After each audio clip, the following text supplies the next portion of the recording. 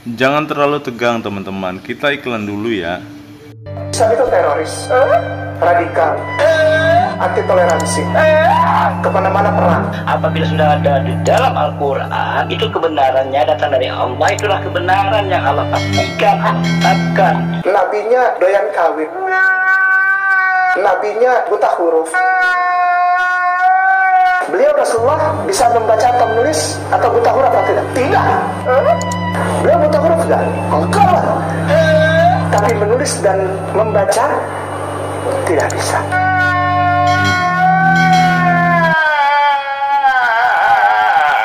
Cengeng banget sih gitu doang nangis. Nabinya doyan kawin. Udahlah bang, kita udahan aja lah bang. Kepalanya maaf ya, jangan marah. Nakal nggak tahu ngomong gitu ya. Itu artinya. Shalom teman-teman semua, pada kesempatan ini kita akan kembali menyimak sebuah diskusi lintas agama. Tetapi sebelum kita mendengarkan diskusi ini teman-teman, seperti biasa ya teman-teman, kita akan membukakan beberapa fakta-fakta yang tentunya tidak disenangi oleh saudara-saudara muslim kita. Alasannya kenapa? Karena apa yang akan kita bacakan, apa yang akan kita sampaikan tentu akan membuat mereka kepanasan, kejang-kejang, dan mereka mulai mengatakan bahwa Oten itu orang-orang yang selalu membawa berita palsu. Oten itu adalah orang-orang yang selalu membeberkan hoax. Padahal selama ini tentunya jika teman-teman menyimak setiap video-video yang diupload dari channel ini, kita membukakan semuanya itu dari media-media yang ada di Indonesia dan juga media-media yang ada di luar negeri teman-teman. Dan media-media Indonesia ini adalah media-media yang sangat dipercaya tentunya di Indonesia. Yang walaupun seperti kita ketahui bersama, terkadang media-media Indonesia pun tidak berani mengungkapkan informasi atau fakta-fakta yang aktual yang sesuai dengan apa yang terjadi. Dan berita-berita palsu itulah yang dianggap kebenaran oleh kebanyakan Abdul amburadul ini. Tetapi jika suatu kebenaran diungkapkan, maka para Abdul ini akan kepanasan. Tidak peduli siapa yang menyampaikannya, mau itu ustadz, mau itu habib atau pembesar-pembesar agama, jika itu tidak menyenangkan hati mereka, tidak menyenangkan telinga mereka, maka mereka akan berontak, maka mereka akan marah dan akan demo berjilid-jilid. Contohnya saja seperti yang dialami seorang Habib. Habib ini dianggap mengatakan hal-hal yang kontroversi. Padahal Habib ini hanya berusaha menyampaikan fakta yang sebenarnya. Habib ini hanya ingin menyampaikan sejarah yang sebenarnya. Tetapi apa yang ia sampaikan dianggap sebagai suatu penistaan agama dan akhirnya ia dimasukkan ke dalam penjara. Saya mengutip suara.com teman-teman. Di sini ada sebuah artikel dengan judul 5 kontroversi Habib Keribo. Dipolisikan atas kasus penistaan agama, pernah sebut Anies akan ubah RI jadi Taliban. Mari kita simak berita selengkapnya teman-teman. Bagi teman-teman yang belum tahu siapa itu Habib Keribo, kira-kira seperti inilah wajahnya teman-teman. Inilah sosok Habib Keribo. Teman-teman bisa melihat akun Instagramnya di @acgavzen teman-teman. Teman-teman bisa lihat jika teman-teman mempunyai media sosial Instagram ya. Mari kita simak berita ini teman-teman.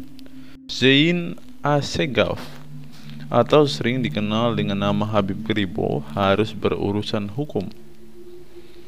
Pasalnya Habib yang kerap menuai kontroversi ini dianggap melakukan penistaan agama oleh komunitas muslim di Makassar, Sulawesi Selatan. Laporan itu dikonfirmasi langsung oleh Habib Keribo saat wawancara di suatu stasiun televisi swasta. Saya sekarang lagi dilaporkan ke polisi di Makassar. Katanya saya dibilangin sebagai penista agama. Maaf, jelek-jelek begini saya juga Habib. Enggak akan saya jual agamanya Rasulullah, kata Habib Kribo dalam pernyataannya. Kontroversi yang ditimbulkan dari pernyataannya pun bukan pertama kali terjadi. Pria yang mengaku bersahabat dekat dengan pemimpin Ponpes Al Zaitun Panji Gumilang ini pun beberapa kali menyampaikan pernyataan kontroversial. Lalu apa saja kontroversi yang dilakukan Habib Kribo? Simak ini selengkapnya. Habib kontroversial ini pun pernah mengeluarkan statement bahwa jangan sampai Anies Baswedan menjadi presiden Indonesia selanjutnya. Jangan sampai Anies Baswedan jadi presiden. Nanti Indonesia bisa berubah menjadi Taliban, ungkap Habib Kribo saat menghadiri sebuah acara kebangsaan di Bekasi, Jawa Barat Sabtu 18 bulan 2 tahun 2023 lalu. Berbagai pernyataan kontroversial soal Anies pun kerap disampaikan Habib Kribo di ruang publik.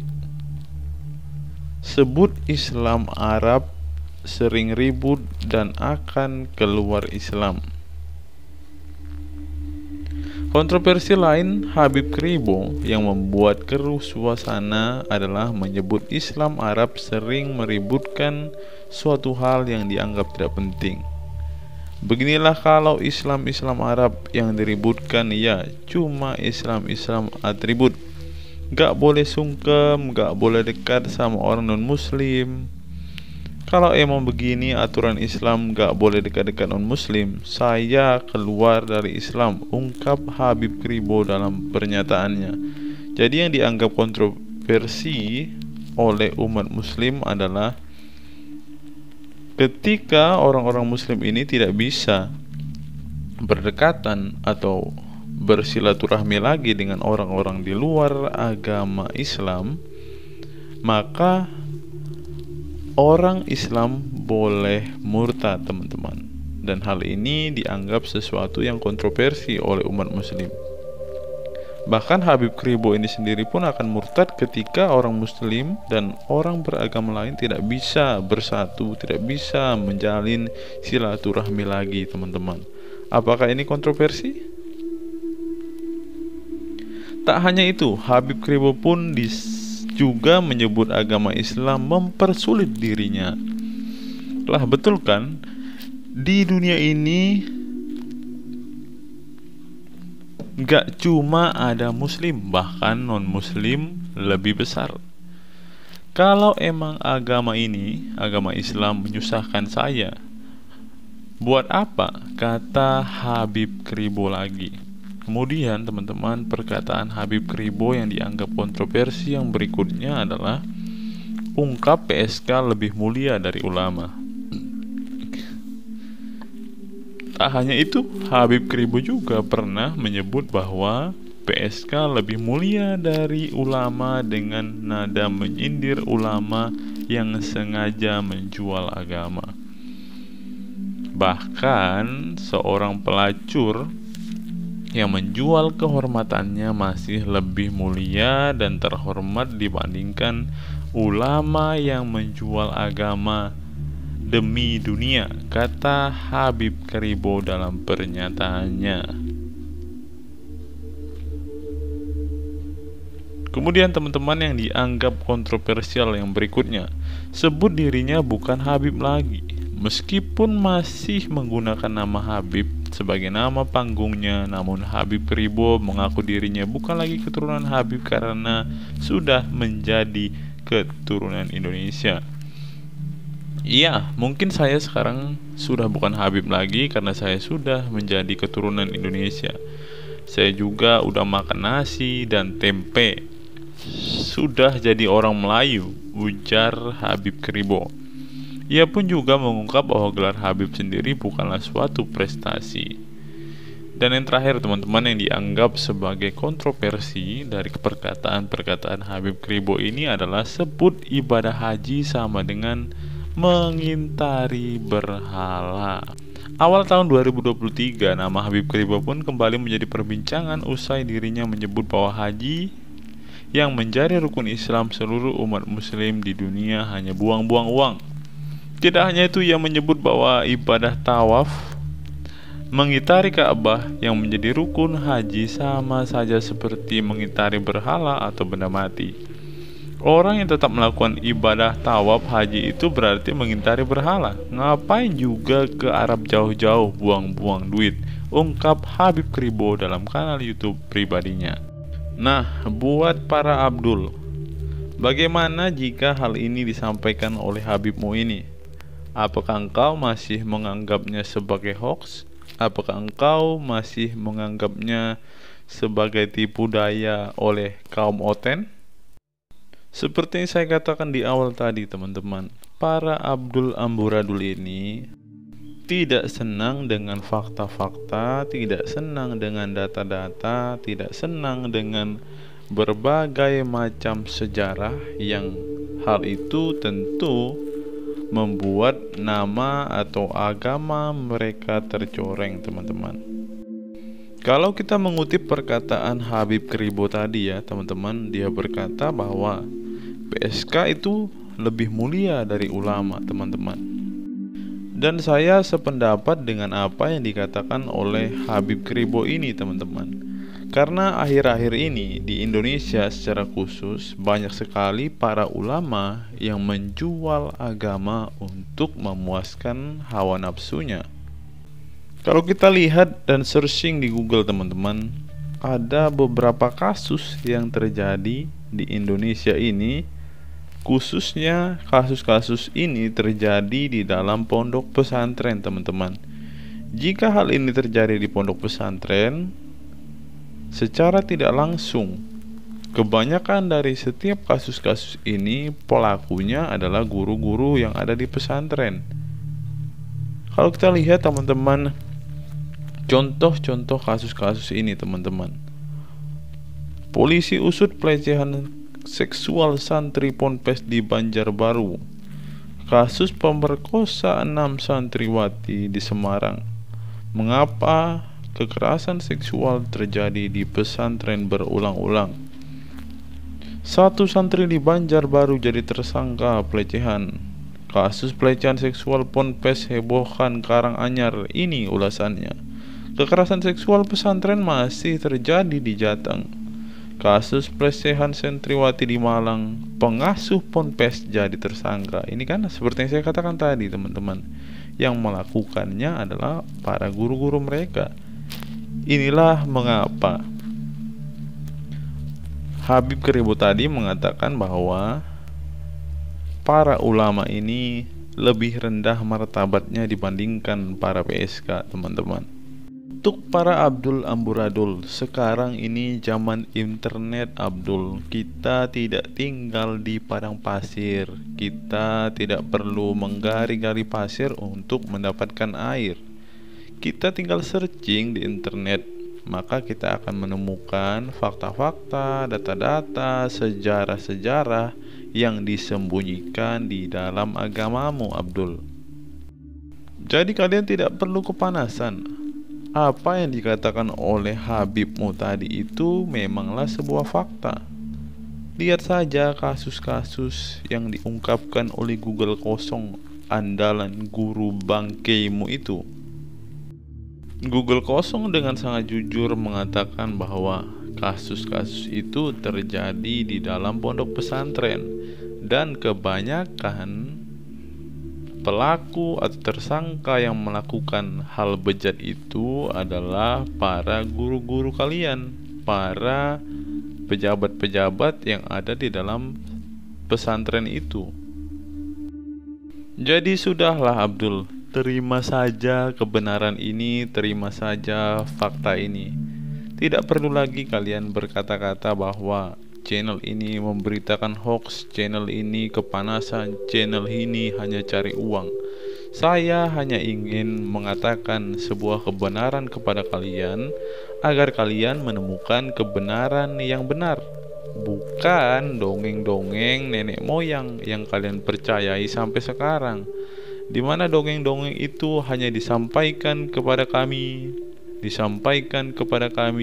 itu hanya berita dari telinga ke telinga Abdul. Jadi sadarlah, waraslah, berpikirlah, dan murtadlah. Karena murtad itu dianggap sesuatu yang baik oleh para ulamamu. Bahkan Habib Kribo sendiri mengatakan tadi kan, bahwa ketika umat muslim tidak bisa lagi hidup tentram, hidup nyaman dengan orang-orang di luar agama muslim, ya silahkan tinggalkan agama itu, kata Habib Kribo. Bahkan ada seorang buya mengatakan bahwa jangan takut murtad jika kebenaran sudah tidak ada lagi di dalam ajaran itu. Jangan takut murtad dong. Oleh karena itu, yuk sekarang kita berpikir, jangan takut murtad dong. Jangan takut murtad dong. Daripada kamu mempercayai sesuatu yang tidak benar. Jangan takut murtad dong Abdul, daripada kamu mempercayai sesuatu yang tidak benar. Ini adalah pesan yang baik untuk didengar para Abdul amburadul seperti kalian. Mari segera tinggalkan agama yang berisi dongeng itu. Saya berharap para Abdul yang menyaksikan video ini segera berhenti menyebutkan bahwa saya menyampaikan hoax, saya hanya mencari uang melalui channel yang saya buat ini. Berikutnya teman-teman, pada kesempatan kali ini juga kita akan bersama-sama menyaksikan sebuah diskusi lintas agama antara Gurunda Zuma, yang kita tahu bahwa ia adalah seorang yang sangat diagung-agungkan oleh para Abdul ini. Tetapi pada kesempatan ini teman-teman, kita akan melihat detik-detik Gurunda Zuma mereka kesurupan ketika mendengarkan fakta-fakta yang terambil di dalam kitab-kitabnya sendiri. Dan akhirnya seperti biasa, Bang Zuma ini mulai mengutip-ngutip Alkitab, memutarbalikkan Alkitab, bahkan menafsirkan Alkitab semaunya. Dan akhirnya ayat-ayat Alkitab itu sendiri menampol mulutnya. Dan pada akhirnya Bang Zuma kabur meninggalkan diskusi itu. Bagaimana keseruan diskusi ini teman-teman? Mari kita saksikan secara bersama-sama. Saya berharap teman-teman tidak men-skip video ini agar teman-teman mendapatkan informasi yang lengkap, serta melalui diskusi ini tentunya setiap umat Kristen mendapat banyak wawasan baru, dan juga kita semua dapat mengcounter ketika kita menemukan orang-orang jenis Bang Zuma ini, dan kita bisa menutup dan membungkam mulut mereka dengan apa yang kita telah imani. Selamat menyaksikan. Shalom teman-teman, kembali lagi bersama saya di channel Good News. Di dalam channel ini kita akan membahas tentang iman kekristenan. Segala hal yang bersangkut paut dengan iman Kristen akan kita tuangkan di dalam channel ini melalui setiap video-video yang akan diupload melalui channel ini. Baik itu materi-materi tentang sejarah kekristenan, kesaksian murtadin, debat lintas iman, ataupun berita-berita terbaru dari dalam iman kekristenan. Sebelum mulai videonya, saya mohon dukungan teman-teman untuk menekan tombol subscribe, like, share, dan komen agar channel ini dapat berkembang dan dapat memberitakan kabar baik kepada semua orang.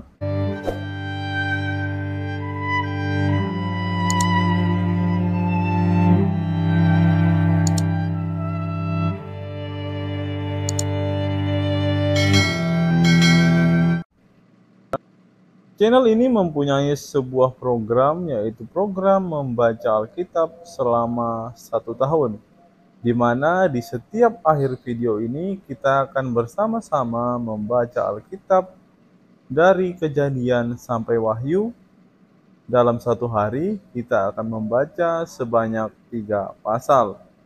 Bagi teman-teman yang berminat untuk membaca Alkitab bersama-sama dengan saya, silakan teman-teman simak video ini sampai selesai agar kita bersama-sama bertumbuh, memahami Alkitab, bahkan dapat melawan setiap orang yang selalu menjelek-jelekan iman kepercayaan kita kepada Yesus Kristus.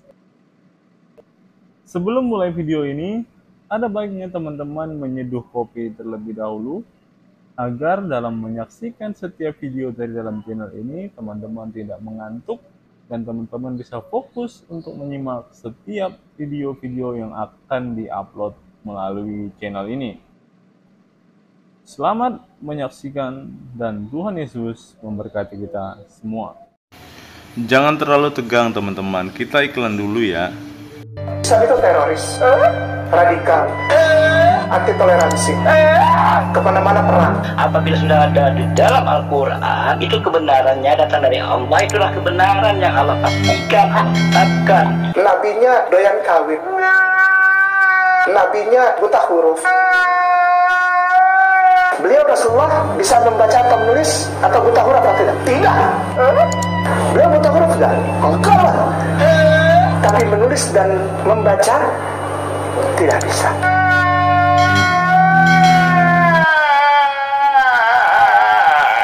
Cengeng banget sih gitu doang nangis. Nabinya doyan kawin. Bang, udahlah bang.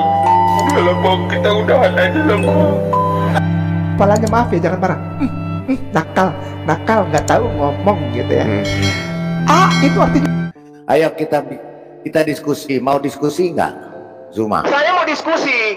Ayo kita diskusi. Kan saya sama saya. ditantang di sini, saya diundang di sini. Iya, sama ini saya. yang takut pakai kalian. Ayo sama saya. Yuk, Kenapa Bapak? Kita berdua Oke. ya.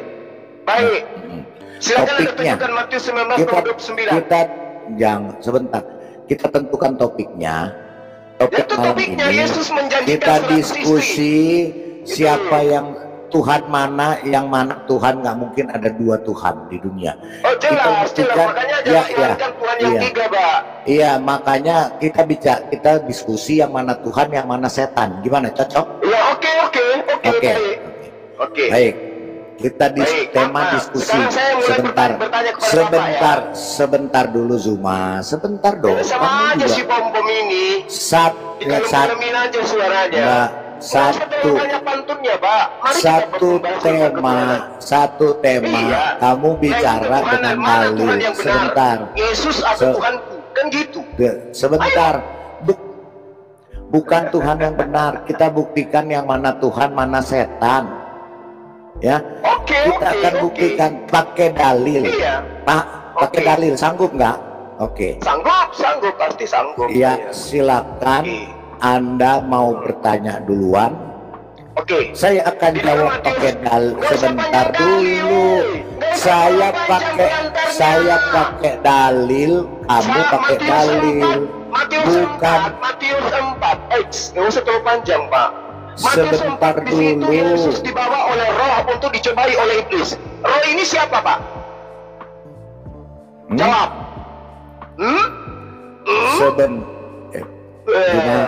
Cuma Bapak kamu dipakai untuk dengar dulu. sebagai tameng karena dia udah takut sama saya. Otakmu nggak ada, Zuma. Tapi saya kali sampah. Turunin dulu Pak Gomong. Saya ngomong nggak bisa teriak. Ini Zuma, jangan kau pakai teriak-teriak karena kau ketakutan. Kita diskusi. Kita buktikan yang mana Tuhan, yang mana setan. Caranya diskusi, kita jawab masing-masing pakai dalil. Dalilnya harus ditunjukkan. Dari Al-Quran. Bukan teriak-teriak macam anjing yang digebuk berkain-kain. Itu loh Zuma. Sang penggugat bisa kasih timer. Sang penggugat siapa timer? Ya, silakan kasih timer, sang penggugat. Sang penggugat bikin timer. Kita pakai dalil dan kita pakai data dan kita berdiskusi sebagai manusia, pakai bukan timer. Penggugat bisa tolong kan? Zuma, Kipli ya kamu, kita diskusi secara manusia bukan binatang Ya, kalau kamu mau jadi binatang jangan diskusi di sini. Kita pelan-pelan. Ya, satu-satu. Silakan nyalain timer. Bertanya 2 menit, menjawab 5 menit. Oke, kita judulnya Tuhan mana yang benar. Oke, ya, itu bukan Tuhan yang mana yang benar, kita buktikan yang mana Tuhan, yang mana setan. Oke. Ya sudah. Oke, silakan. Siapa yang mau mulai? Siapa yang mau mulai nih? Kita sebentar, karena dia tamu, kasih aja duluan. Silakan semua. Oke. Ya. Di dalam kitab Saudara dikatakan bahwasanya Yesus itu dibawa untuk dicobai oleh iblis. Dibawa di mana? Coba ayatnya buka, di ayat mana? Matius 4. Kameranya dimatikan dulu. Dia tahu. Sebenarnya Bom nggak tahu, tapi setelah saya sebut baru dia. Saya tahu Matius 4 ada Lukas 4. Sudah, saya ahlinya, udah nggak usah. Kau yang nantang saya ke wajah orang lain. Iya, tapi saya tantang kau, tapi kau bodoh. Nanti kau dengan saya gini. Nanti kau dengan saya. Oke, saya tanya dulu. Diam. Sampah kau giliran Bapak itu menjawab. Silakan. Kok lu yang ngatur? Dasar sampah. Sampah lu. Bodoh ini, sampah ini memang. Sampah ini orang ini. Ya, itu menunjukkan dia sudah ketakutan. Ya, itu kalau orang sudah ketakutan seperti itu, Pak.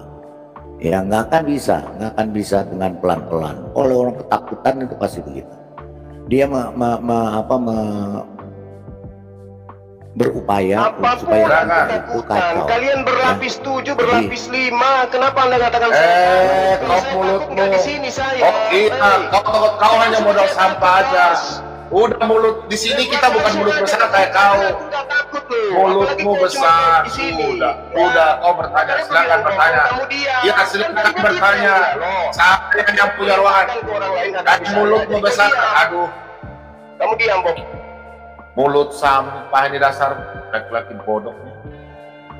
Lu harus tahu ini room siapa. Saya makanya Bom diam. Biarkan saya dengan Bapak tadi itu dialog gitu loh. Ngomong apa? Woi, bacot. Kok teriak-teriak? Jangan teriak-teriak semua. Pelan-pelan. Saya dikecilin, Tuyul. Tidak ada dikecilin. Kita lagi nih. Nenekmu kiper. Siapa pula bilang nggak ada dikecilin? Pasang di sini aja yang kecilin orang semua dengar tadi orang tuli semua. Dengar kau punya mulut itu. Dasar licik kau, Bom. Udah sekarang silakan jawab pertanyaan saya. Nggak usah banyak teori kalian. Pertanyaannya apa ini yang mencoba Yesus? Silakan. Gak usah santun sok santun. Silakan. Ya, pertanyaan setanan. Iya. Pertanyaannya, kalau orang sudah ketakutan begitu, pertanyaannya roh apa? Nggak usah terlalu lebay kau. Roh apa? Nggak usah terlalu lebay kau. Jawab aja pertanyaanku. Roh apa? Orang tua nggak usah lebay kau. Takut apa supaya sama aku kau? Apa yang kutakutkan samamu? Apa yang takutkan sama kau? Nabi kau aja kau Apa yang saya takutkan samamu? Ketakutan. Nenekmu kiper. Jawab aja. Udah jawab.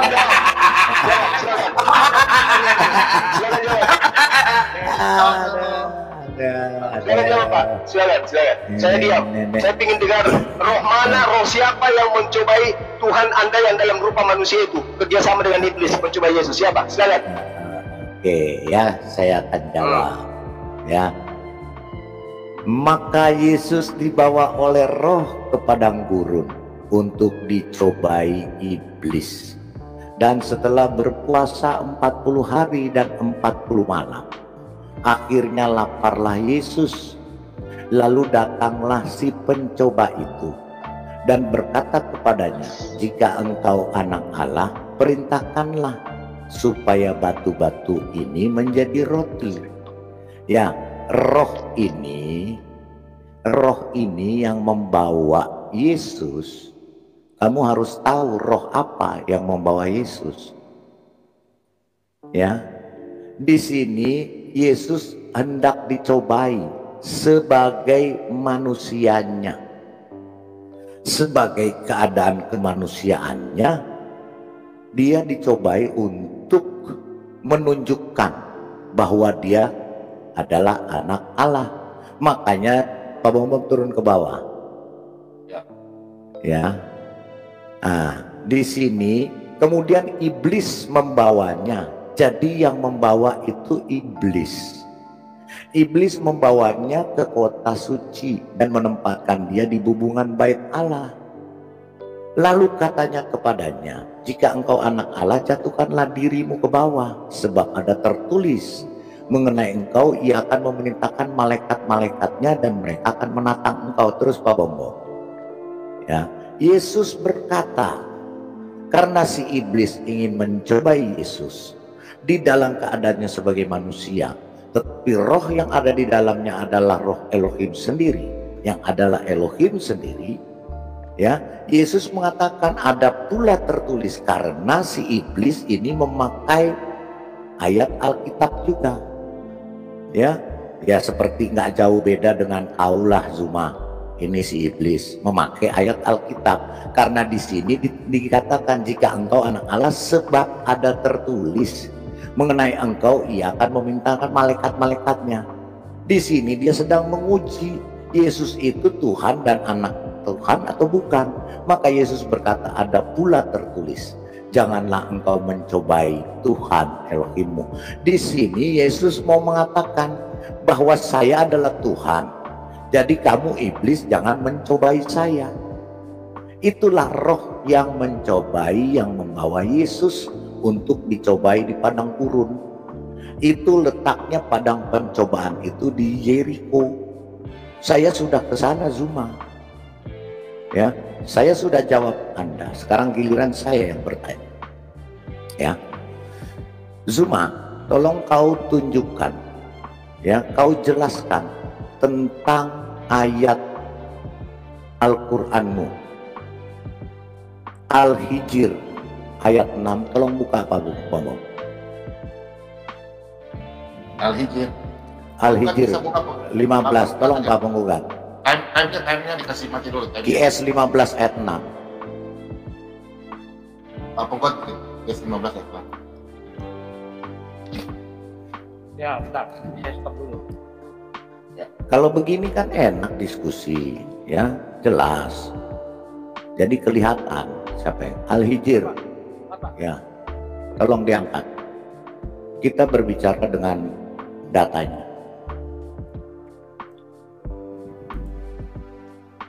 Al-Hijr QS 15 ayat 6. Kemudian QS 23 ayat 70, karena isinya sama ini. Saya mau tes dulu deh. Oke, coba kau jelaskan ya. Kalau dia nggak mau baca, Zuma kau jelaskan. Zuma kayaknya ada suara, ada gangguan ini, gangguan signal. Al-Hijr ayat 6 ada suaranya. Terus Al-Mu'minun ayat 70, ya. Mana Zumanya? Zuma, suaramu mana Zuma? Ada saya. Tenang, Oke. santai, Oke, relax. santai, relax. Ya, santai, relax. Ya. Tanya aja sepuasnya. Coba Zuma kau jelaskan Al-Hijr ayat 6, Berapa Al-Mu'minun menit ayat ini saya dikasih 70. waktu? 5 menit. Mau 5, 10. Oke. 10 menit, 1 jam juga saya kasih. Terus kau surah Al-Qalam ayat surah Al-Qalam ayat 51. 3 surah itu kau jelaskan. Kenapa Muhammad dikatakan orang gila? Pertama. Kedua, di ayat 70 dia punya penyakit gila. Di Al-Qalam dia adalah benar-benar orang gila. 3 tahap. Ya, pertama dia dikatakan gila, kemudian dia punya penyakit gila, dan dia benar-benar orang gila. Tolong dijelaskan dengan ayat seperti saya tadi menjelaskan. Silakan. Oke, baik. Ya, terima kasih atas pertanyaan saudara. Ketika saudara mengatakan kenapa Rasulullah Muhammad SAW itu disebut gila menurut saudara, Al-Quran Anda bawa di dalam surah Al-Hijr ayat 6. A'udzubillahi minasyaitonirrajim. Bismillahirrahmanirrahim. Wa qalu ya ayyuhalladzina nuzila alaihi dzikr innaka lamajnun. Situ diterangkan mereka berkata, siapa mereka ini? Mereka ini adalah orang-orang kafir. Berkata bahwa hai orang yang diturunkan Al-Quran kepadanya, sesungguhnya kamu benar-benar orang gila. Tetapi kemudian tuduhan orang-orang kafir yang ada pada masa itu dijawab sendiri oleh Al-Quran. Al-Quran sendiri yang menjawabnya. Wa ma sahibukum bimajnun. Dan Tuhan Muhammad itu bukan orang gila. Surahnya sebutkan, tolong surahnya. Al-Quran. Surahnya. Surah apa ya? At-Tawir, At-Takwir ayat 22. Buka tolong At-Takwir ayat 22.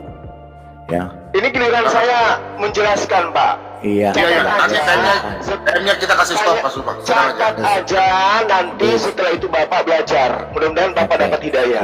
Iya. Iya, jadi gini, simak dulu pertanyaannya, cuma.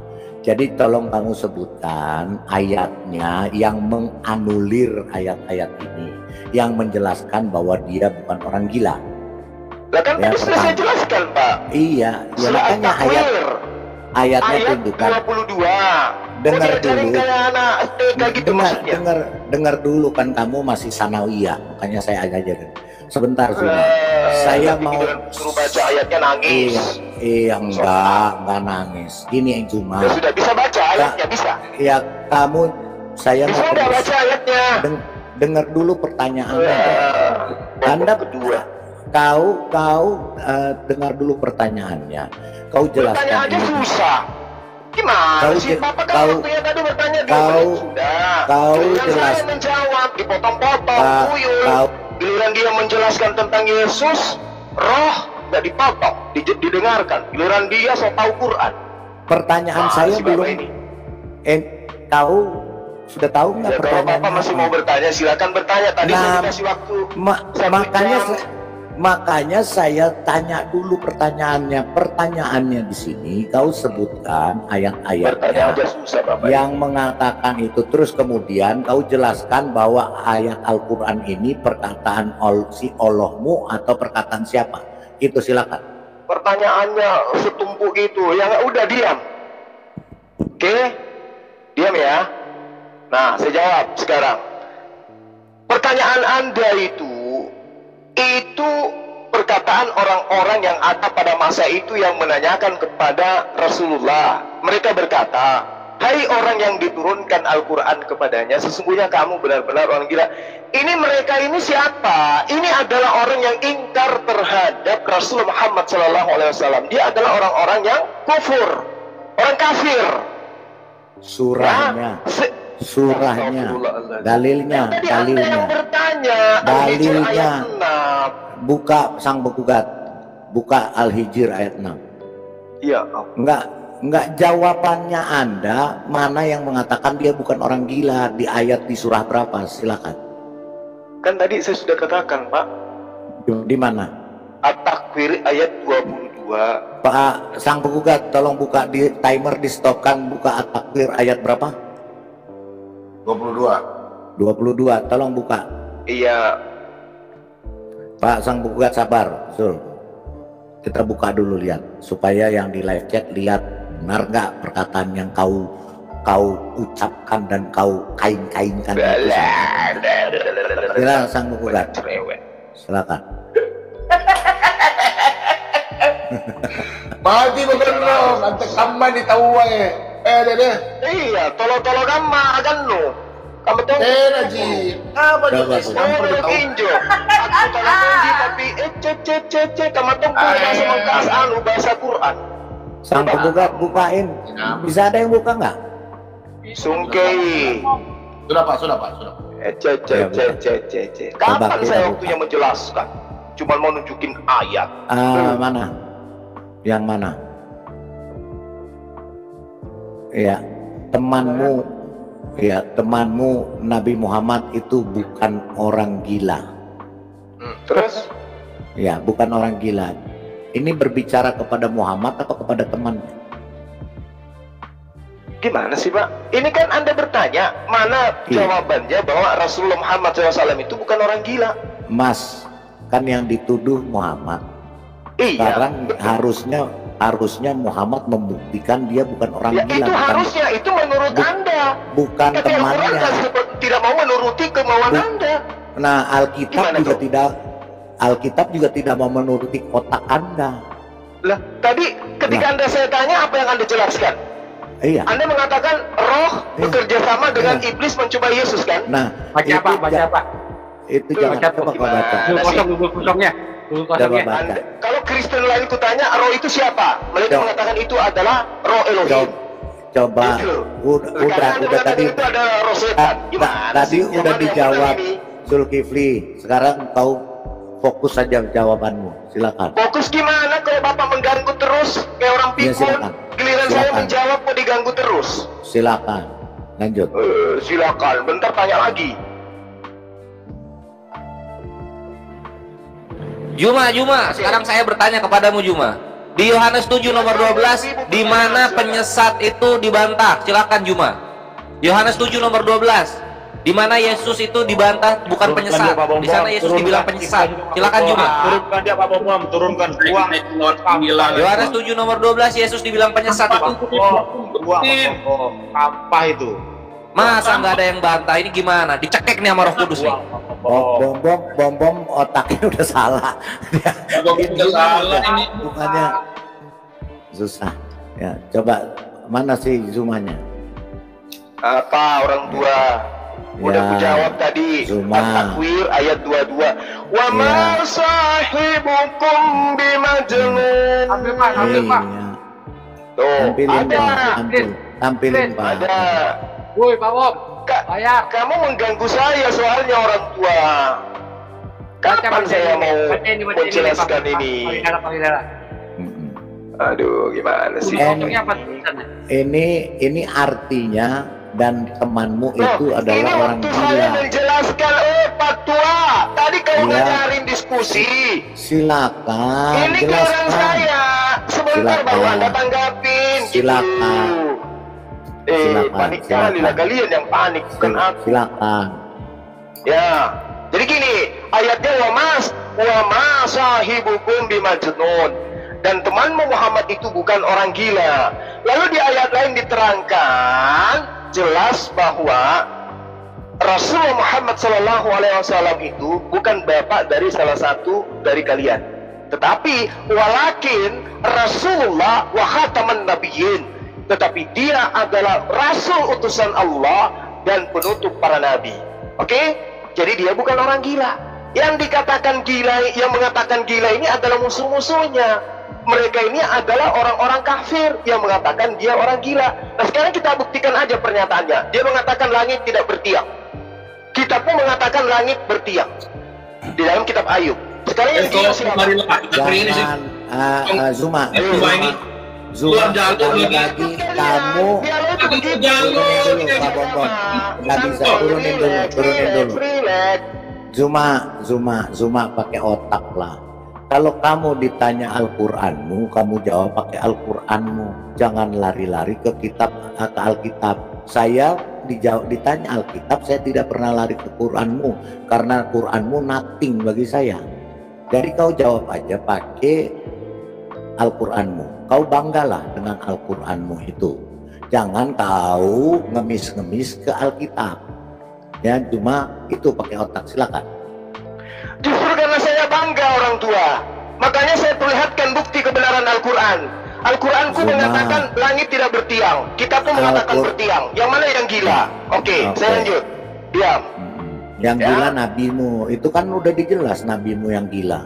Itu udah ditulis. Yesus diterangkan di dalam kitabmu juga gila dan dipercaya ada itu ini nabi. Keluarganya percaya bahwa Yesus itu gila. Gimana tuh? Ini temanmu ada tulisan tangan. Kenapa jadi Nabi Muhammad? Ini temanmu kok cuma? Iya, makanya saya tanya temannya. Ini temanmu, bukan Muhammad. Dan di ayat aslinya juga tidak ada kata kamu Muhammad. mau menjelaskan Al-Quran rupanya. Saya diam nih. Saya akan jelaskan kepadamu karena Anda tolol dengan kitab sendiri. Baik. Ya. Silakan. Sekarang di mana kau coba di ayat ini kau tunjukkan kata Muhammad di bahasa aslinya. begitu. Iya. Jadi kamu nggak ngerti kalau yang dimaksud di situ adalah Muhammad. Iya, nggak ngerti karena nggak ada kata Muhammad.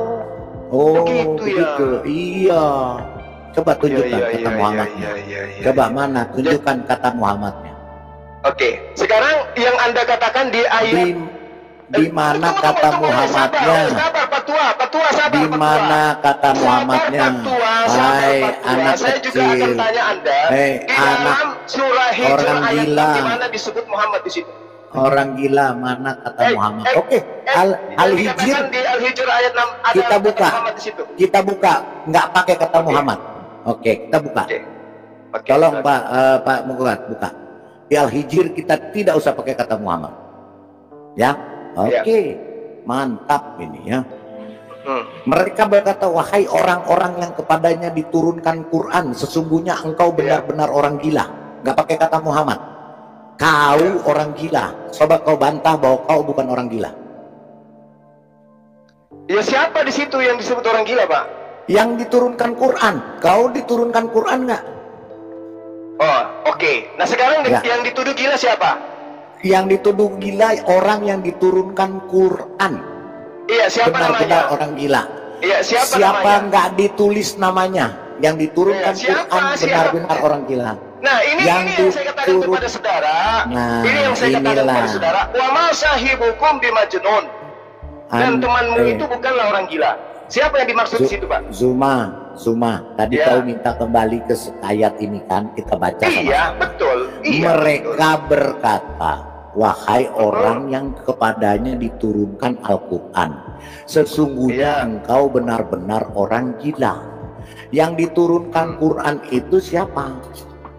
Nah, terus? Nah, kau terima Quran nggak? Kau percaya Quran nggak?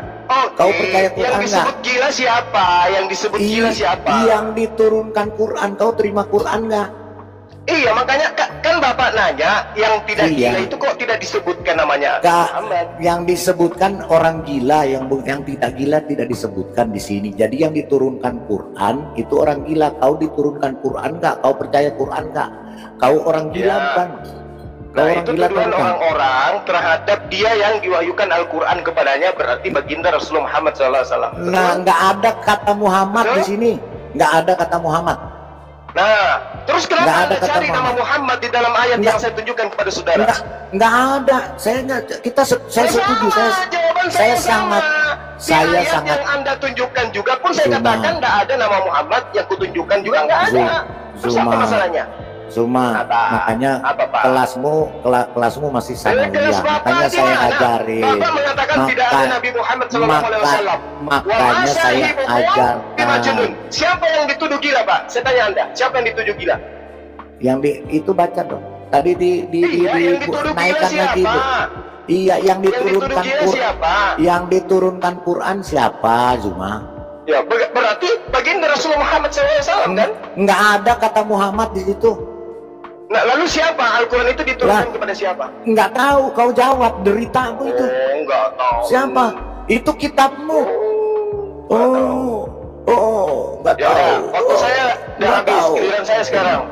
Nggak bisa, kau belum jawab ini. Belum tahu. Belum kau jawab. Saya menjawab diganggu sama Anda. Belum kau jawab. Kau jawab dulu. Orang. Cuma makanya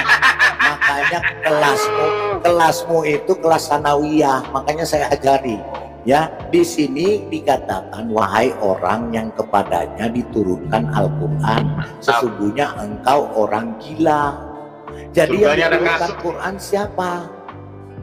Yang diturunkan Quran siapa? Nggak disebutkan Muhammad di sini di bahasa aslinya. Jadi siapa yang benar-benar gila? Di situ? Nah, yang kau terima Al-Quran nggak? Saya nggak pernah terima Quran, saya buang. Anda terima Quran nggak? Iya, saya terima Quran, pasti. Nah, berarti kau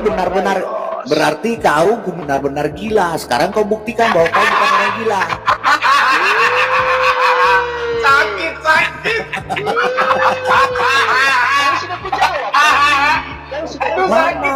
Mana buktinya? Mana dalilnya? Mana jawabanmu, Zuma? Mana jawabanmu, Zuma?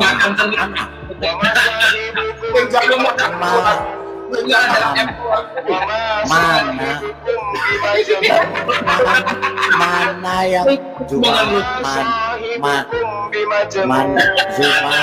mana yang membuktikan Zuma, mana ayat sebentar, kau belum jawab. Kau anak sanawiyah, otak kau mesti saya ajarin. Zuma, di sini dikatakan bahwa kau diturunkan Quran. Turunkan dulu Pak Bombong, turunkan dulu. Jadi jangan kau usah tarik urat lah kayak orang gila. Turunkan dulu. Kalau kau nggak mau mendengarkan, saya turunkan. Di sini Zuma berkata bahwa orang yang kepadanya diturunkan Al-Quran sesungguhnya engkau benar-benar orang gila. Kau mengakui kau menerima Quran. Dengar dulu, kau mengakui bahwa kau menerima Quran. Berarti kau benar-benar orang gila. Sekarang kau buktikan bahwa kau bukan orang gila. Di mana ayatnya bahwa kau bukan orang gila? Silakan, itu yang saya tanya. Mana? Ini mana? Yang tadi saya terangkan kepadamu itu. Coba, naik. Tadi surah apa? Tadi Pak Sang Penggugat tadi naik. Yang tadi temannya. Itu temanmu yang orang gila atau kau yang orang gila? Coba. Kita lihat. Hancur. Hancur semua. Udah. Sekarang giliran saya bertanya sama belum. Di sini Zuma. 5 menit tadi. Zuma. Penipu. Orang tua kafirun lanatullah. Zuma panas. Di sini kata-katanya temanmu itu bukanlah orang gila. Di sini temanmu. Mana kau buktikan bahwa kau bukan orang gila? Kampret. Jinca, semua hancur. Waktu 5 menit itu udah habis tuyul, pemakan babi. Giliran saya bertanya. Turunin dulu Pak Bomo. Mulutmu itu jangan gitu ya, bangsat ya. Kurang ajar lu ya. Biarin lu ya. Ngaku dulu, kamu baru dikasih naik. Ngaku saya goblok bahasa Arab. Ngaku. Iya. Nah, baik, saya goblok bahasa Arab. Kalian semuanya orang suntik, orang suntik. Kalian semuanya orang gila rupanya. Ini Anda antara saya dialog 2 menit bertanya, 5 menit menjelaskan. Saya lebih nafsu kepada pohon pisang daripada Anda. Ya, andai saja kambing itu bisa pakai lipstick, saya lebih tertarik sama kambing daripada Anda. Kalian penyembah bangke. Kain Zuma.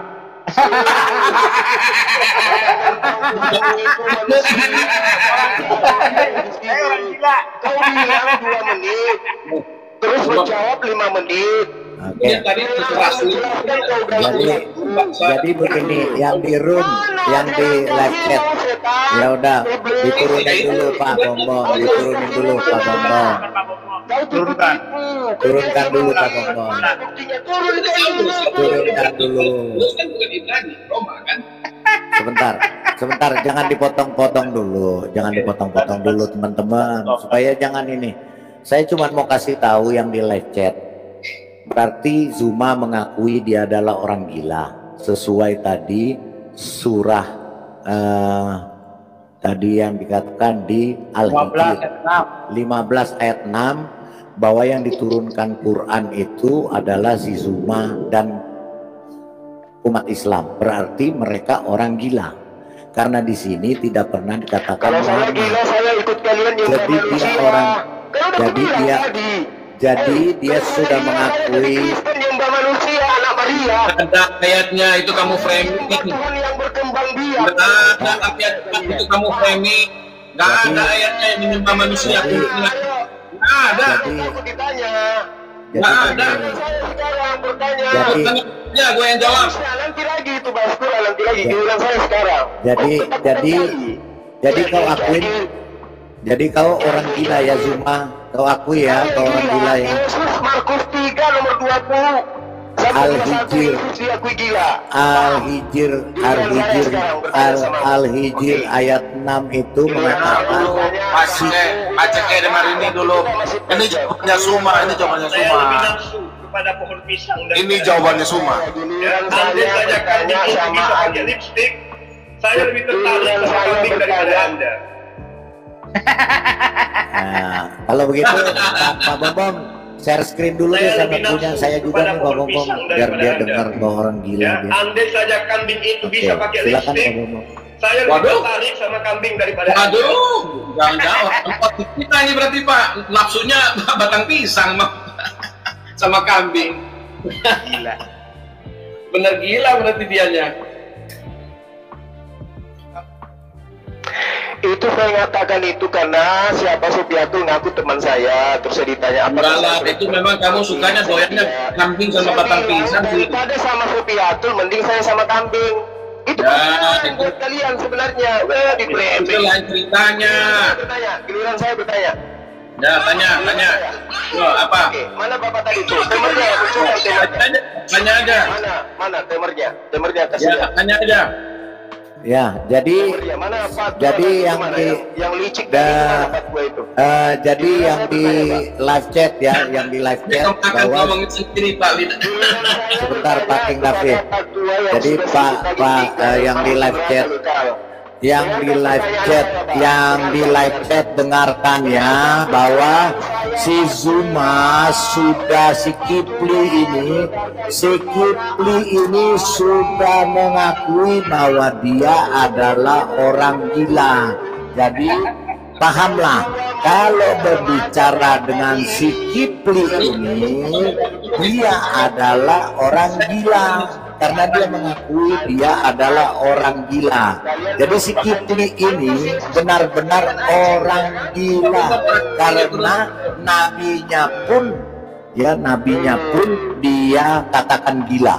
Jadi dia orang gila dan nabinya pun orang gila. Dia ngomong loh, bukan saya ya. Jadi yang di live chat, coba yang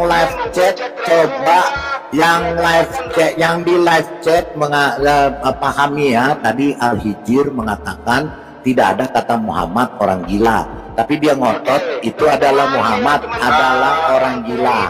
Jadi dia sedang menghujat nabinya sendiri ya, dia sedang menghujat nabinya sendiri. Karena apa? Saya mengatakan itu di situ tidak ada tulisan Muhammad. Di dalam kitab itu, di dalam surah itu tidak tertulis nama Muhammad. Jadi yang gila itu adalah si Zulkifli diakui. Nah, tetapi dia ngotot itu adalah Muhammad. Oke teman-teman, silakan yang lain. Tadi di awal dia menuduh Rasulullah gila. Ya, turunkan dia Pak lagi kalau udah ketakutan. Udah ketakutan. Ini kalau bunuh biar saya bicara. Sang penggugat baca WA, sebentar ya. Sang penggugat baca WA. Ini karena saya sekarang megang, tidak bisa bikin lama-lama. Penggugat tolong bikin thumbnail baru. Kita bikin thumbnail baru tuh supaya kita tutup dulu, baru kita lanjut supaya type yang baru ya. Ya boleh penggugat. Oke. Bikin thumbnail baru. Iya, nanti kita bikin thumbnail baru. Karena ini thumbnailnya, dengar dulu. Iya, sabar. Saya mau bikin thumbnail baru. Karena ini thumbnailnya saya dengar. Saya mau bikin thumbnail tentang Zuma yang kalau terjadi 2 supaya thumbnailnya enak. Ini kan thumbnailnya kan pausang. Saya mengundang pausang. Kita bikin ulang aja supaya kita bisa mulai, oke? Pasang buat bikin dulu baru kita tutup, baru kita mulai lagi depan ya. Dimasukkan. Oke. Jadi gini Pak Bambam sebelum ditutup. Ya. Jelas tadi. Bom tadi turunin Pak Bambam dinaikin lagi. Heran Pak Bambam juga aneh. Sudah terang-terang sama kita. Gini. kata-kata itu. Boleh saya ngomong? Boleh nggak saya ngomong? Kalau nggak, ya sudah. Jelas tadi pertanyaan saya Al-Hijr 6. Di situ di dalam kurung Nabi Muhammad. Makanya saya katakan di situ tidak ada kata Muhammad, tapi dia bilang yang diturunkan Quran itu adalah Muhammad. Saya justru bukan Muhammad. Yang menerima Quran itu yang dibilang orang gila. Dan si Zuma ini, si Kipli ini ya, anak sanawiyah. Ya, dia masih sanawiyah kelasnya. Ya, dia mengatakan dia yang gila. Nah, dia sudah mengakui dia gila. Nah, ketika dia mengakui dia gila, dia kembalikan lagi bahwa itu yang diberikan Al-Quran adalah Muhammad. Jadi dia sendiri yang mengatakan Muhammad itu sesuai dengan Hijr itu dituduh orang gila. Jadi mulutnya dia sendiri yang mengatakan. Saya justru mengatakan tidak ada di situ nama Muhammad karena tidak ada dalam kurungnya. Itu jadi paham ya, sudah selesai, silakan. Ya, set.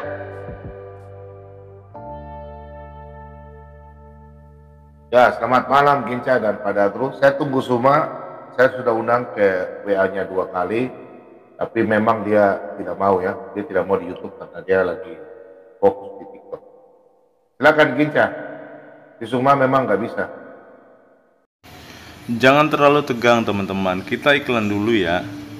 Islam itu teroris, radikal, anti toleransi, kemana-mana perang. Apabila sudah ada di dalam Al-Quran, itu kebenarannya datang dari Allah. Itulah kebenaran yang Allah pastikan, tetapkan. Nabinya doyan kawin, nabinya buta huruf.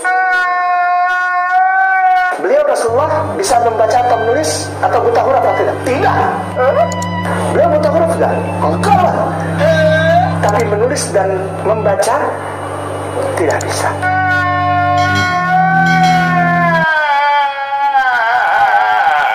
Cengeng banget sih gitu doang nangis. Nabinya doyan kawin. Udahlah bang, kita udahan aja lah bang. Kepalanya maaf ya, jangan marah. Nakal nggak tahu ngomong gitu ya. Itu artinya. Seperti biasa teman-teman, di akhir setiap video-video yang kita tayangkan, kita akan membaca Alkitab selama 1 tahun dari kitab Kejadian sampai kepada kitab Wahyu.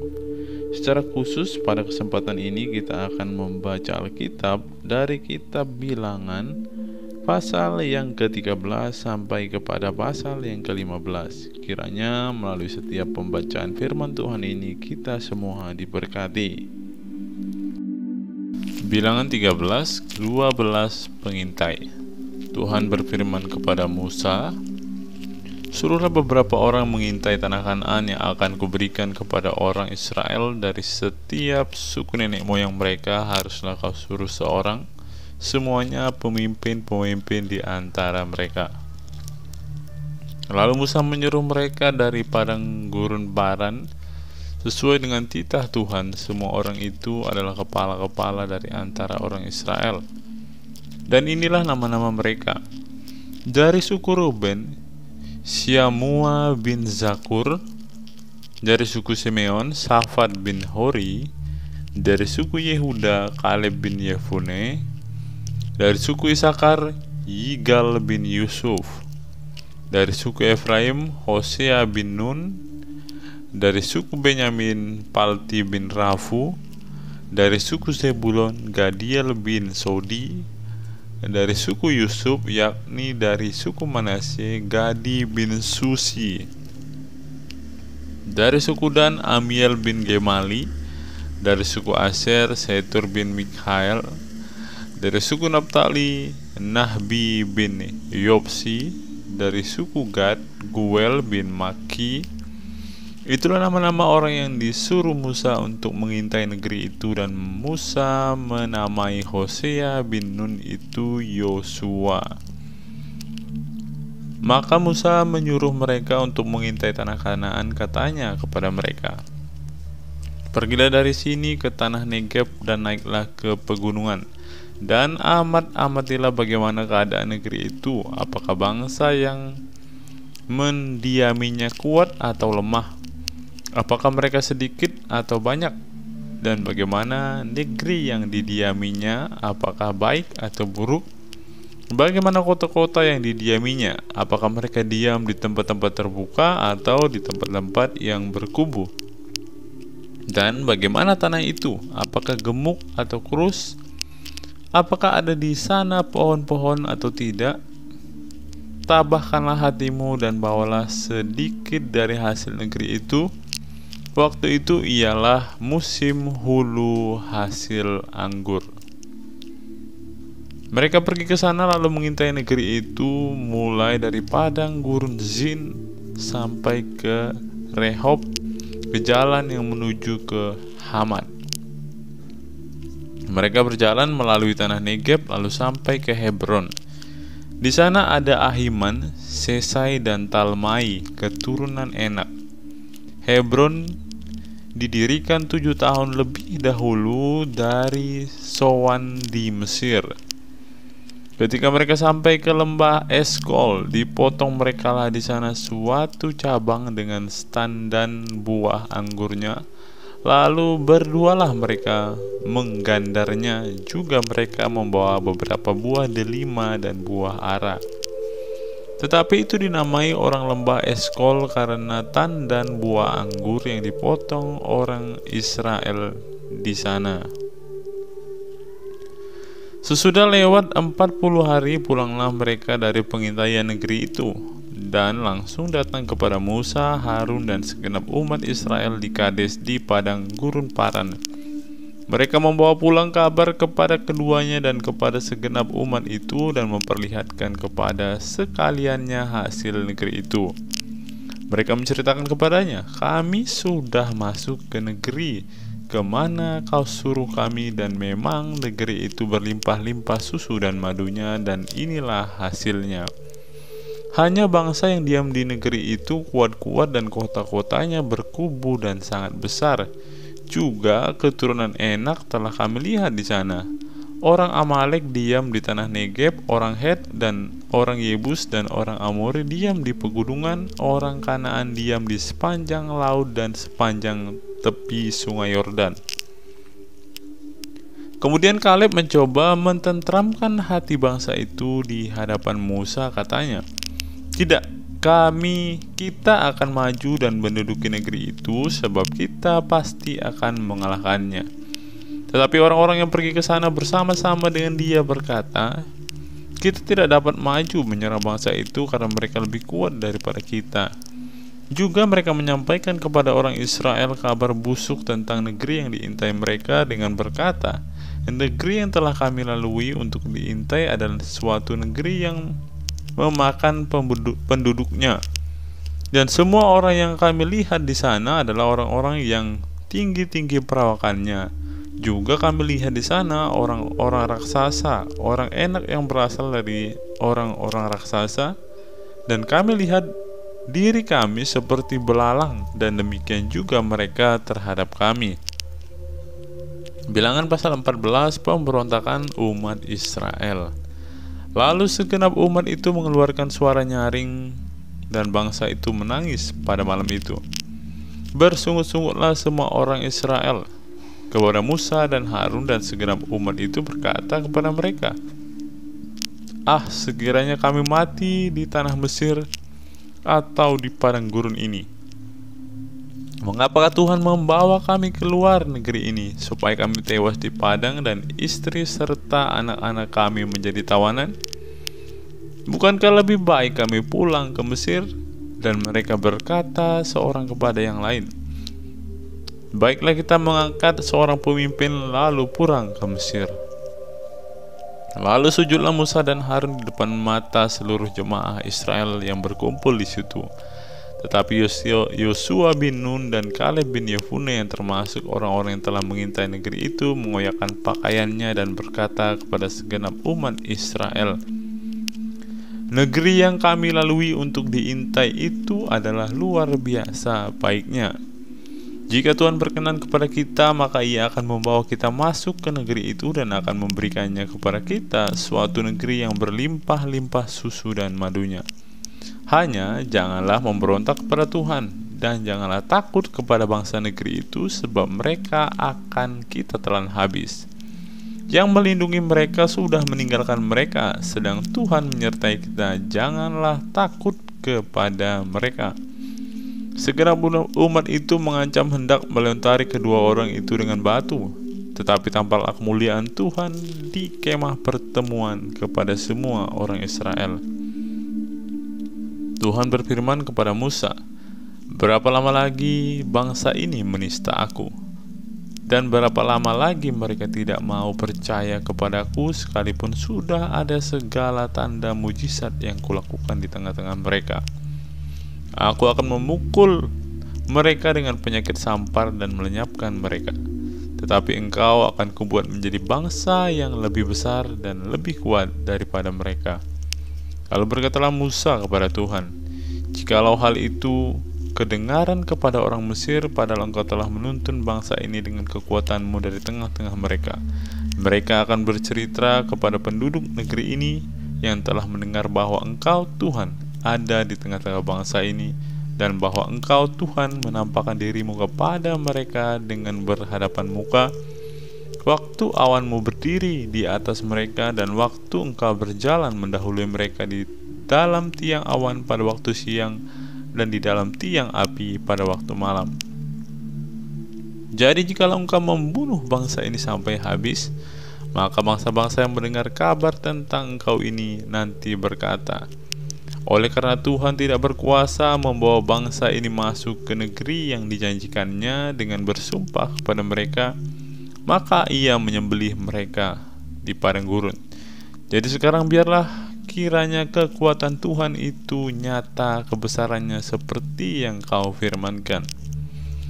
Tuhan itu berpanjang sabar dan kasih setianya berlimpah-limpah. Ia mengampuni kesalahan dan pelanggaran, tetapi sekali-kali tidak membebaskan orang yang bersalah dari hukuman. Bahkan ia membalaskan kesalahan bapa kepada anak-anaknya, kepada keturunan yang ketiga dan keempat. Ampunilah kiranya kesalahan bangsa ini sesuai dengan kebesaran kasih-Mu, seperti Engkau telah mengampuni bangsa ini keluar dari Mesir sampai kemari. Berfirmanlah Tuhan, aku mengampuninya sesuai dengan permintaan-Mu. Hanya demi aku yang hidup dan kemuliaan Tuhan memenuhi seluruh bumi. Semua orang yang telah melihat kemuliaanku dan tanda-tanda mujizat yang kuperbuat di tanah Mesir dan di padang gurun, namun telah 10 kali mencobai aku dan tidak mau mendengarkan suaraku, pastilah tidak akan melihat negeri yang kujanjikan dengan bersumpah kepada nenek moyang mereka. Semua yang menista aku ini tidak akan melihatnya. Tetapi hambaku Kaleb, karena lain jiwa yang ada padanya dan ia mengikut aku dengan sepenuhnya, akan kubawa masuk ke negeri yang telah dimasukinya itu, dan keturunannya akan memilikinya. Orang Amalek dan orang Kanaan diam di lembah, sebab itu berbaringlah besok dan berangkatlah ke padang gurun ke arah laut Teberau. Lagi berfirmanlah Tuhan kepada Musa dan Harun, Berapa lama lagi umat yang jahat ini akan bersungut-sungut kepadaku? Segala sesuatu yang disungut-sungutkan orang Israel kepadaku telah kudengar. Katakanlah kepada mereka, demi aku yang hidup, demikianlah firman Tuhan, bahwasannya seperti yang kamu katakan di hadapanku, demikianlah akan kulakukan kepadamu. Di padang gurun ini bangkai-bangkaimu akan berhantaran, yakni semua orang di antara kamu yang dicatat, semua tanpa terkecuali yang berumur 20 tahun ke atas, karena kamu telah bersungut-sungut kepada aku. Bahwasannya kamu tidak akan masuk ke negeri yang dengan mengangkat sumpah telah kujanjikan akan kuberikan kamu diami, kecuali Kaleb bin Yefune dan Yosua bin Nun. Tentang anak-anak yang telah kamu katakan, mereka akan menjadi tawanan, mereka lah yang akan kubawa masuk supaya mereka mengenal negeri yang telah kamu hinakan itu.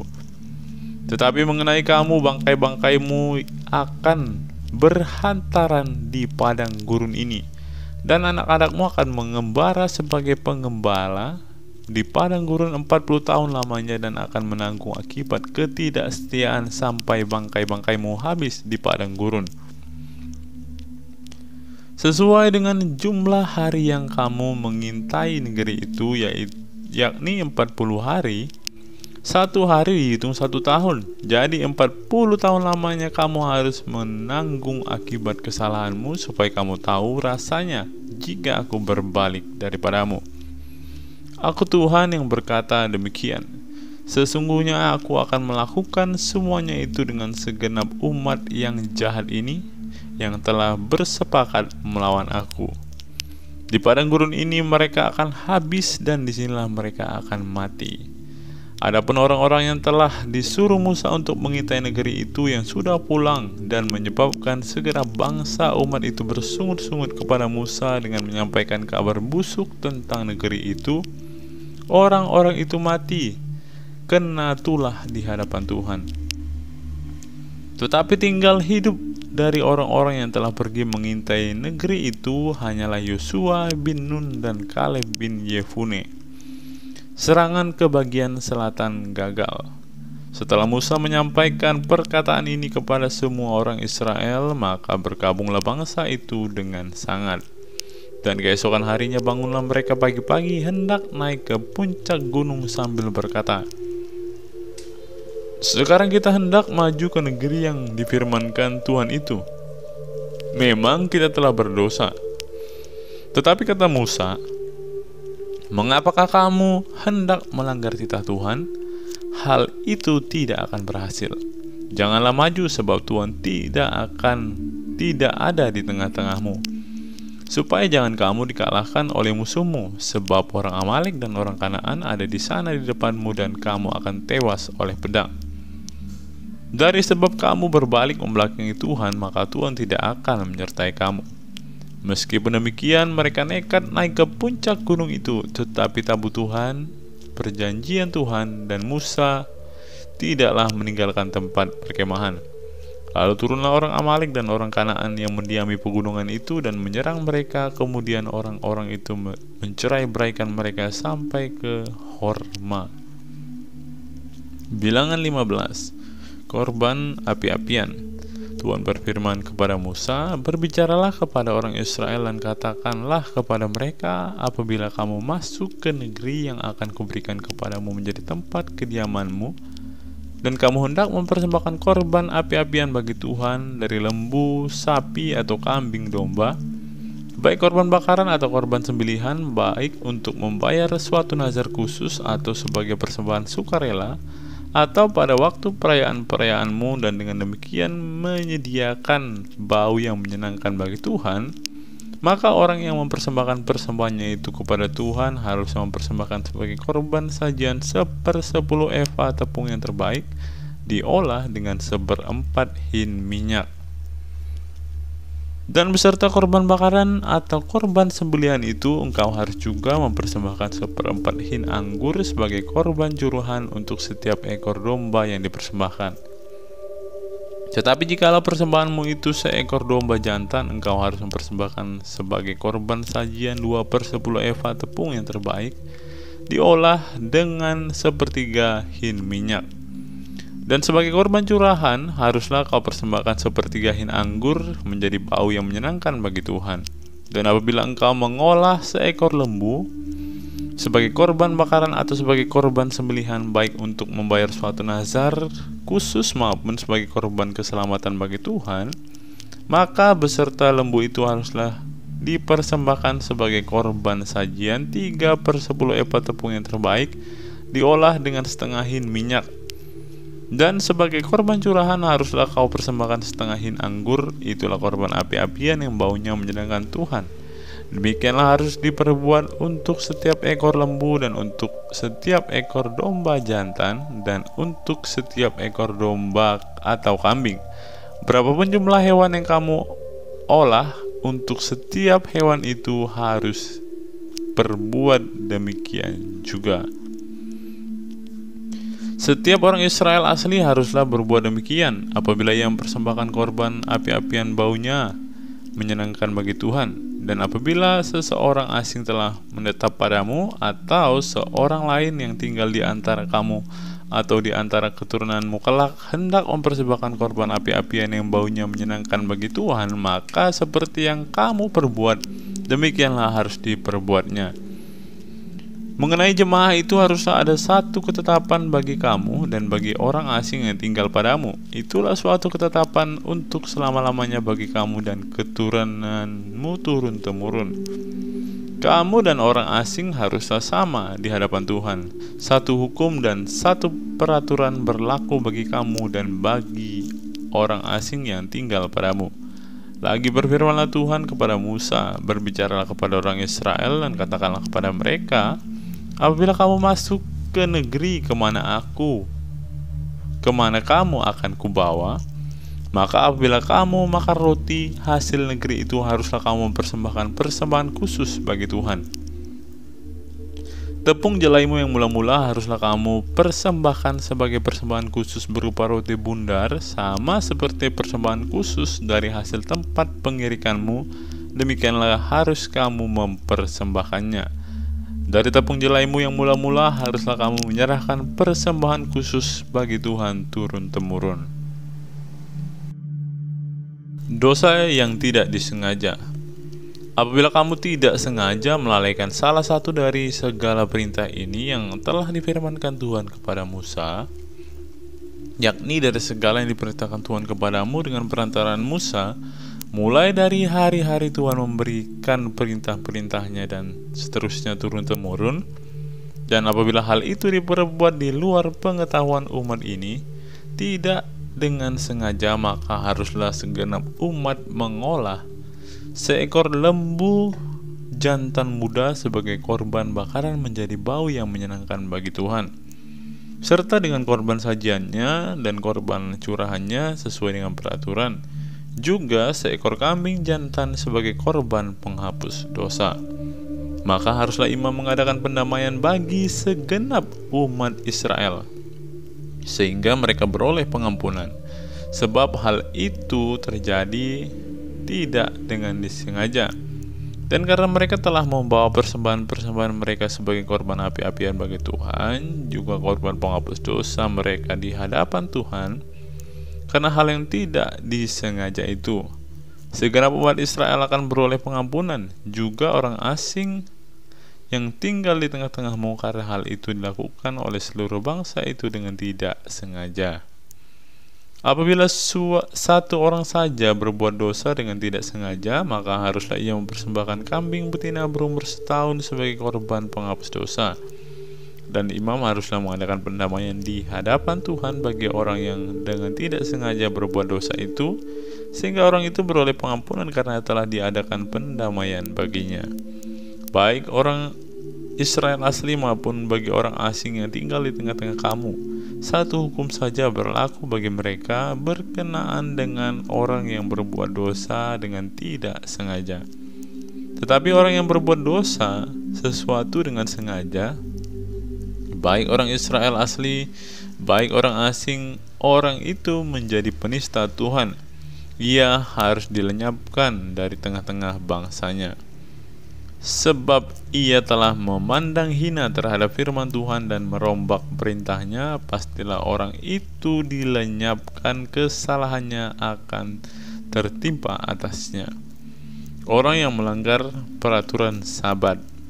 Ketika orang Israel ada di padang gurun, didapati merekalah seorang yang mengumpulkan kayu api pada hari Sabat. Lalu orang-orang yang mendapati dia mengumpulkan kayu api itu menghadapkan dia kepada Musa dan Harun dan segenap umat itu. Orang itu dimasukkan ke dalam tahanan oleh karena belum ditentukan apa yang harus dilakukan padanya. Lalu berfirmanlah Tuhan kepada Musa, orang itu pastilah dihukum mati. Segenap umat Israel harus melontari dia dengan batu di luar tempat perkemahan. Lalu segenap umat menggiring dia keluar tempat perkemahan, kemudian dia dilontari dengan batu sehingga ia mati seperti yang difirmankan Tuhan kepada Musa. Jumbai peringatan. Tuhan berfirman kepada Musa, berbicaralah kepada bangsa Israel dan katakanlah kepada mereka, bahwa mereka harus membuat jumbai-jumbai pada punca baju mereka turun-temurun, dan dalam jumbai-jumbai punca-punca itu haruslah dibubuh benang ungu kebiru-biruan. Maka jumbai itu akan mengingatkan kamu apabila kamu melihatnya kepada segala perintah-perintah Tuhan, sehingga kamu melakukan dan tidak lagi menuruti hatimu atau matamu sendiri, seperti biasa kamu perbuat dalam ketidaksetiaanmu terhadap Tuhan. Maksudnya supaya kamu mengingat dan melakukan segala perintahku dan menjadi kudus bagi Allahmu.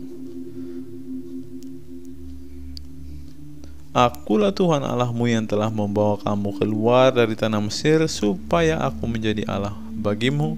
Akulah Tuhan Allahmu.